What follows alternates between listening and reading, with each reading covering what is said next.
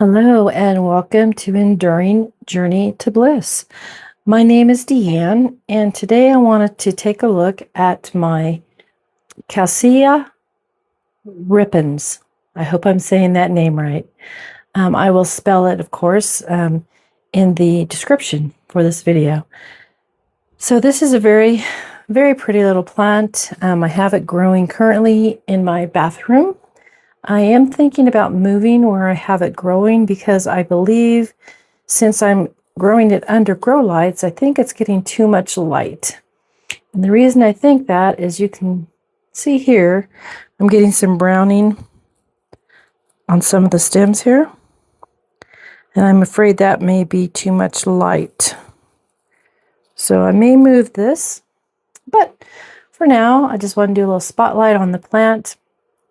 It's a very pretty little plant. It is considered an evergreen succulent where it is grown natively in the wild. It's grown in desert areas and in the far southern regions of the northern United States. So a piece of it fell off. And that's part of why I wanted to do the video. I wanted to show you how I'm going to try and propagate by getting this to root. And I may take off some of this other longer growth here to propagate as well. Like I said, it is grown as a evergreen, considered an evergreen perennial in its native habitat. It's very pretty. This particular variety is called a pink panther, and it's just a beautiful plant. I love the variegation on it. It's quite gorgeous. So what I'm going to do with it, now it does come out green, as you can see here. It will come out green. And then as it's exposed to the light, it gets this beautiful variegation. Let's see if I can get this to come in. It's just gorgeous. Very pretty little plant. So I'm going to use a tiny little saucer. It's a little container. I believe that container is like a food container. I do have lids to go with it, but I don't use it for that ever. I always use it for my plants. So what I'm going to get is I have some sphagnum moss. This has been moistened previously for other projects, and I just put the excess I didn't use, let it dry, and then I put it in this bag. So I'm going to take a little bit out of the bag, and I'm going to put it into this small little container. We'll get a little bit more than that.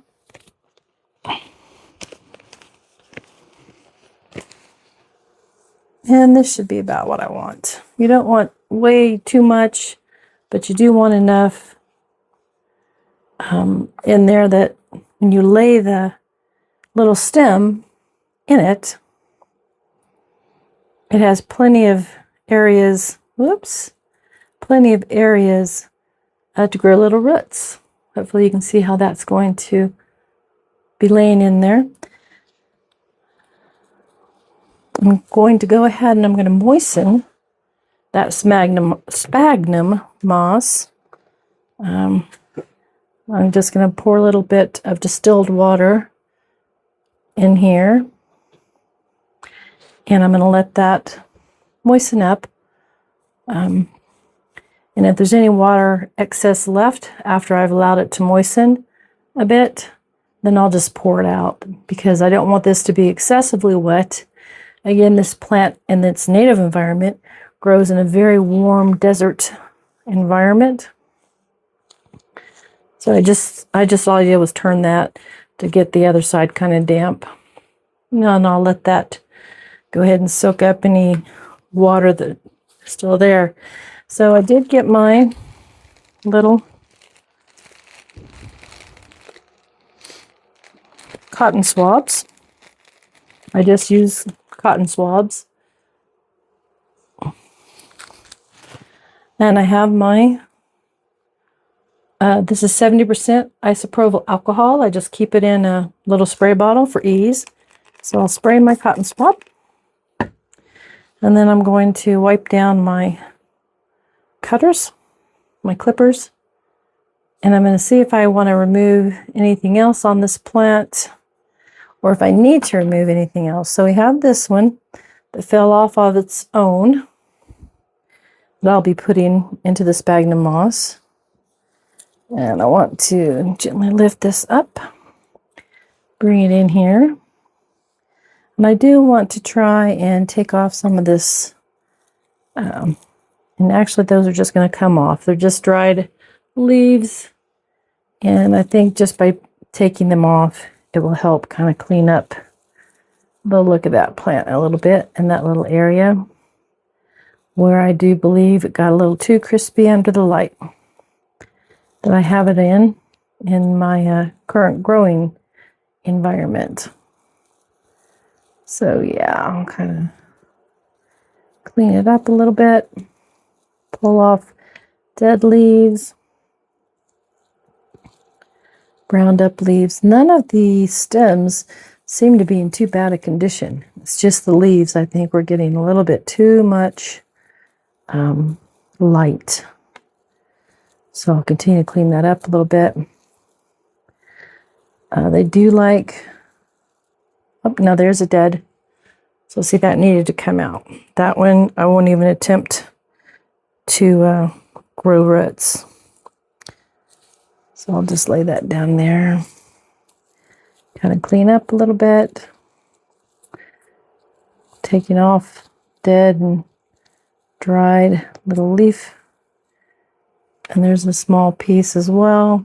It's pretty dry. I'm not going to attempt to save that. Kind of give it a little shimmy. Yeah, so I think moving it out of that direct light is going to help. And it does like to be in a warm environment. These are not cold weather plants at all. They do like light. The light is what helps change their color from the green here that you can see here into the variegated purple or pink. This variety is called the Pink Panther. So yeah, well, let's take a look at the sphagnum moss. And it's almost soaked up all of that moisture. Sphagnum moss was dry when I put it in here.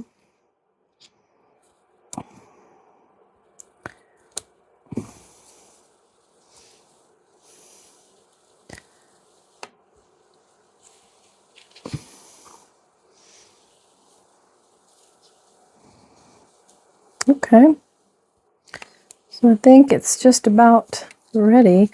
I'm going to let it continue to soak up just a tad more. I think I will flip it again. Well, I'm taking out just some pieces to me that don't need to be in the sphagnum moss any longer. I'm going to give it a little flip again for parts that weren't in the moisture.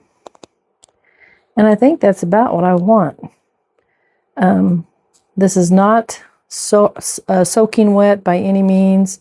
This is just moisture, a moist area for this plant. This little stem of it to lay. I'll kind of give it a little bit of a push so that we have contact between the little stem that's on there and the sphagnum moss. And let me see, do I want to remove any of these?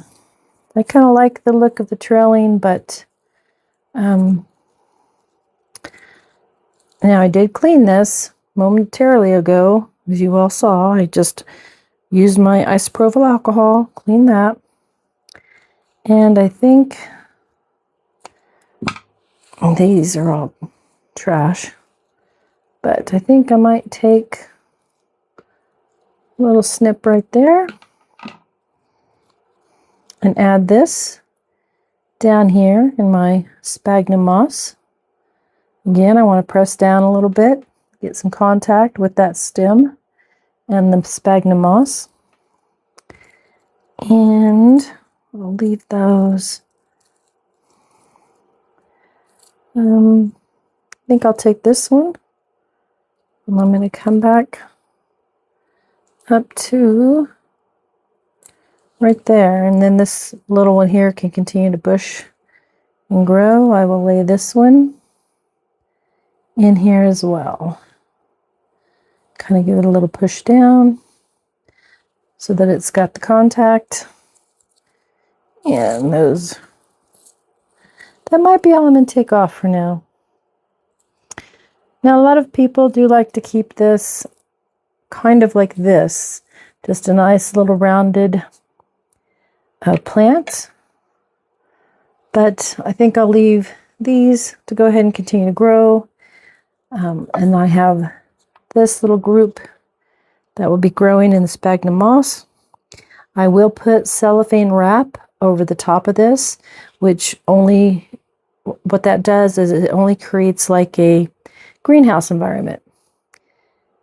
Any moisture that evaporates from the sphagnum moss will come up, hit the top of the cellophane glass, and theoretically come back down into the on the plant and into the sphagnum moss to make a nice growing environment.